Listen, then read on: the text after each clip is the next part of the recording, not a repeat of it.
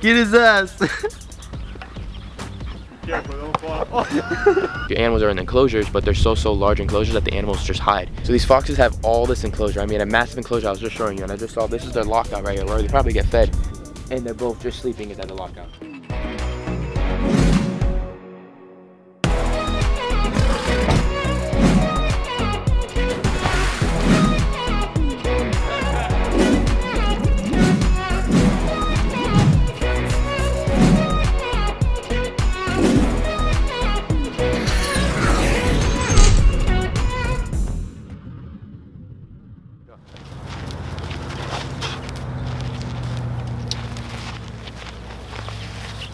What's up, you guys? Welcome back to Blake's Exotic Animal Ranch. Whoa. Hey! We're not at the ranch right now, to be honest.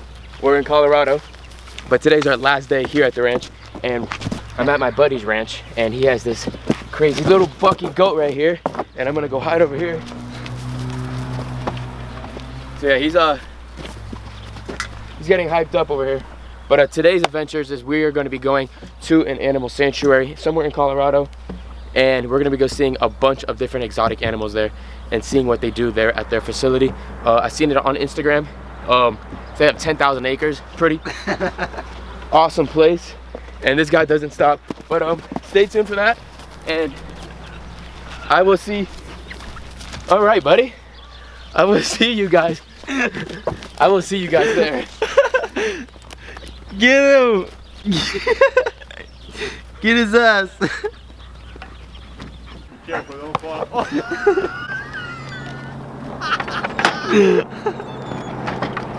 right, that's it. Careful, don't get hurt. That's it. That's it. That's it. Rough with you? They're playing rough with you? Huh? You were ready to go at it, huh? That's right. He was ready. Good boy. Yeah. He tired me out.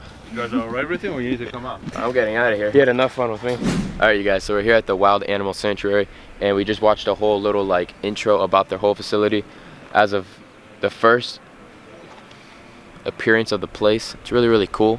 It's really a neat place. I like how it's above all the enclosure. That's really the reason why I saw this place. I wanted to come here to Colorado. One of the main reasons why I came to Colorado is to come here. And yeah, this place is freaking huge. Just looking around, it's insane. So we're gonna tour this thing. It's like 3 miles long, and let's see what animals they have and things they have here. I mean, this place looks insane, so start walking.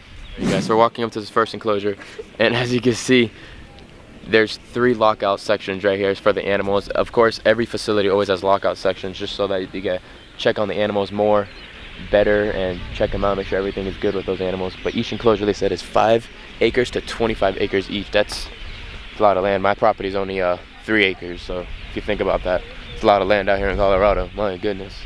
So we're already about 100 yards in from the tent, from the welcome center spot, and the vibe that I got, what Dylan just said too, it's pretty much like you're in a nature walk.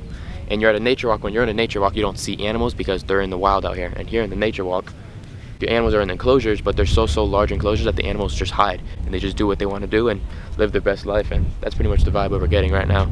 We're just walking through enclosure and hoping we see an animal. So that's what we're doing right now. We saw a fox sleeping, but other than that, we haven't seen anything except underneath that shade spot over there. That looks like a lion down there. But massive enclosures, and it's really hard to see the animals because the animals are living their best life. Huge. Like, people actually brought binoculars. I'm about to take out my hand binoculars and go like this soon, cause like, so the way they have it set up is really cool. They have like big different padlocks everywhere, and then coming up over here, we have sections with 4 big round circular spots. I'm not sure what those are, but in the viewing part or the talking part, they said that some of the animals, obviously a lot of these animals came from places like that they were just living on concrete their whole life, and they just never seen big areas, so they're just scared to go somewhere big, so they're just going to want to stay in a smaller enclosure, which is 100% true. And yeah, oh yeah, they are lions, right? It's a whole pride of lions down there. They're all just sleeping. Lions sleep for like 22 hours out of the day, or like 16 hours a day, some crazy amount of time. So people are going to say, oh, they're drugged, they don't move, but they're just sleeping. They sleep all day long. That's all they do. Until they got to eat. And we're about to eat soon too. Look at down here.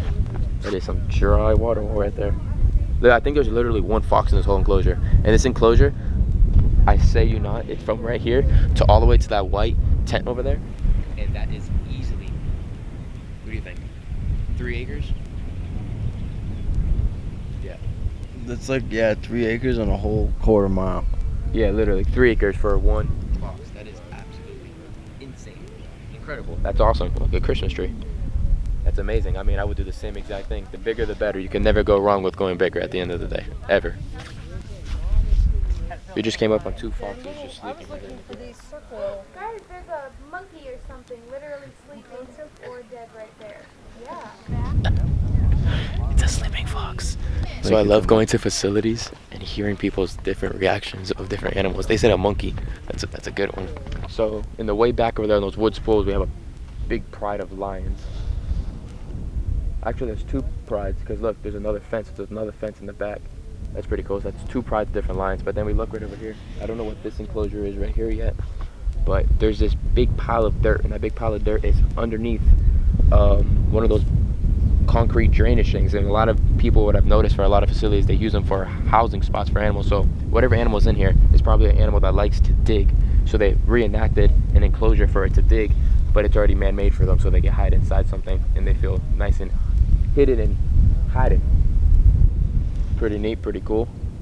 Something different. And again, I like to go into different, take my glasses off for this one. I like to go to different facilities to see different ideas and the ways people do different things, so I get better ideas to make Blake Exotic Animal Ranch better as much as I can with the money and everything I could do to make my animals happy.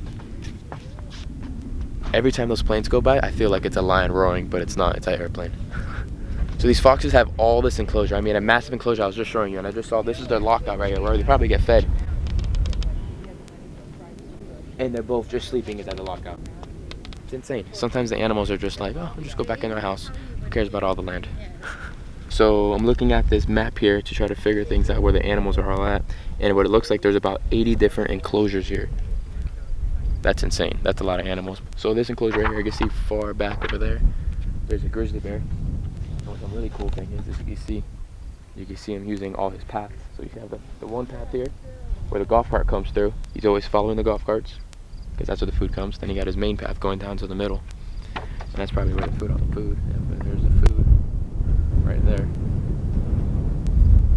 Interesting, interesting. Pretty cool. One grizzly bear in this 5-acre lot, which is prime. Interesting. Let's keep on walking.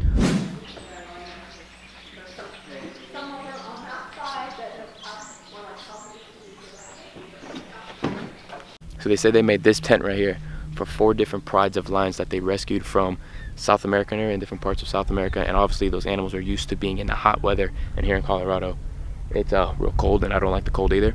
So they have these heat boxes for the animals during wintertime. Like now, they could go inside, stay warm, and if they would like to go back out, they can't go back out. So that's a pretty cool thing that they made for just this specific group of lions that they rescued from a different part of South America, because the rest of the animals, as you can see, they don't have the tents, but these guys do because they're older cats, so they're used to being in that hot weather. So they made this tent for them. Pretty cool, pretty cool. Look at this. This is funny. So the biggest thing that I really liked here about Colorado is people are probably in Colorado gonna be like, oh, they're pests, blah, blah, this and that. And everywhere I go, I always like the native animals, and airplanes follow us. So we just walked through the 4 different prides. There's a pride here, there's a pride here, a pride there, and a pride there. But what I've really realized is that the prides coexist with the pest of Colorado that people say are the prairie dogs. There's probably 100+ prairie dogs in this whole enclosure right here, with this giant African male lion over here. They probably chase these things around when they get bored. That's funny. Prairie dogs. Look at them right there. We got another pride of lions over here. I see 1, 2, 3, 4, 5, 6. Looks like 2 males and 4 females. Pretty neat. We got a male African lion going to his girlfriend's to the right. And way over there in Egypt down there too. To the left. We got some big birds, ostriches and emus, living their best life. And then, what we realized as well, you ready for this one? So the spots that there's a lot of grass, there's no prairie dogs. The spots that there's no grass, there's prairie dogs, because the prairie dogs eat all the grass. I just pretty much put that together. And people are probably like, yep, you're a dumbass. But I didn't know that. Just figured that out and just realized it right now. You see the difference? It's like half and half. Splitting there. And two is females. So we're passing the wolf enclosure right here, and then the bears are over there. But the funny thing is, you know how we raise our dogs? Dogs like to sleep inside the crates. Well, that's their giant crate over there, and they're all sleeping in their crates too. And they don't even want to go in their enclosure. They're just vibing. Now this enclosure is freaking off the chain. Big old pond for the tigers to swim. Freaking mountains for them to climb. Trees and everything. That's an enclosure right there. It's like they're in India right there. Look, that one's literally stalking whatever the heck's in the water right now. So this area that we're walking through right now is an area that many tigers and animals stay right here until they're ready to go into another enclosure to be a part of a pack, or pretty much a pack or a herd or something of that sort. So they stay in these smaller enclosures until they're ready to go into a new area. But pretty good technique, I guess you could do for that. So, but as you can see, this whole roundabout area has right here probably has like 20 something tigers. Come check it out real quick. Just little lockout spots until they're ready to go into their new enclosures, they say. All right, you guys, so this facility is very, very cool. The techniques and the things that they do here is awesome. But the one thing I disagree about this place is that they do not do any breeding here, which is fine. Not everybody has to breed, because then there's not going to be enough spots for everybody, for cats to go to. But there still needs to be breeding in the United States for every type of animal throughout the world, because if there's not going to be nothing left in the wild. There isn't anything really left that much in the wild already, because there's no more spots for them to stay. But a place like this is just taking from different people throughout the world that are mistreating their animals. So places that are keeping them in very, very small enclosures, people that are not letting the animals have enrichment and things of that sort, which I agree on, that they should be taking those animals and then letting them live their life here and having the best life of their entire life. But these animals are only going to live for 20 to 40 years, different types, species, and things of that sort. And once those 40 years are passed, those animals are gone, and if nobody's breeding in the United States, then those animals are extinct. So then there's no more animals left. So then in 50 years, there's nothing left. There's no bears, there's no tigers on the line. So if this place takes everybody's animals, there's gonna be nothing left for us, the new generation of people, for us to see. So there still needs to be breeding throughout the United States, my opinion. So that's one thing that I disagree about this place. But other than that, really cool facility, really awesome place. A lot of freaking land, like that back there, all that over there is for like 6 camels that they rescued that somebody couldn't take care of anymore. And rescuing, there's a lot of things for rescuing. There's just a lot of different ways to go from rescue. Rescue could be from animals that people couldn't take care of anymore and they just needed a place to go to, so that's fine. They could have, something could happen every day, something happens for somebody's life. And then there's rescuing, like they're mistreating them, as in mistreating them, not giving them the right foods, or giving them a very, very small enclosure and the animals are just not living properly. So I just was reading a little bit of stories about it, and I just saw little different things that I liked and I didn't like about it. But yeah, I don't know, hope you guys enjoyed today's video. We're gonna be heading out of here soon, and then we're gonna be going to the airport and flying out of this no man's land of freaking dry grass everywhere. My goodness, I'm trying to go see some green again. We're gonna go back to the ranch, but let's end this, see what other animals we see, and get out of here.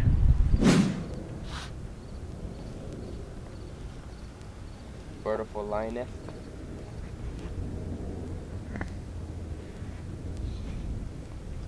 Got some live action over here. Feeding trucks coming through. The bears know what's up. This facility is massive. Holy capolies. So we're at the end of our little tour by ourselves here at this facility, and the internet works very, very fast here. And from a little birdie that's flying by right now very quickly, somebody told me that this place is friends with people that we don't like. People are called PETA, and those people are people that my kind of people don't like, those kind of people. So if you're involved with those kind of people, can't be friends. I'm sorry, but it's the truth, because they do very, very bad things to animals, and if you read the facts about them, you guys would understand the true facts. If you guys aren't following me on Blake's Exotic Animal Ranch on Instagram, make sure you follow me, because you're getting that exclusive live content before YouTube gets it.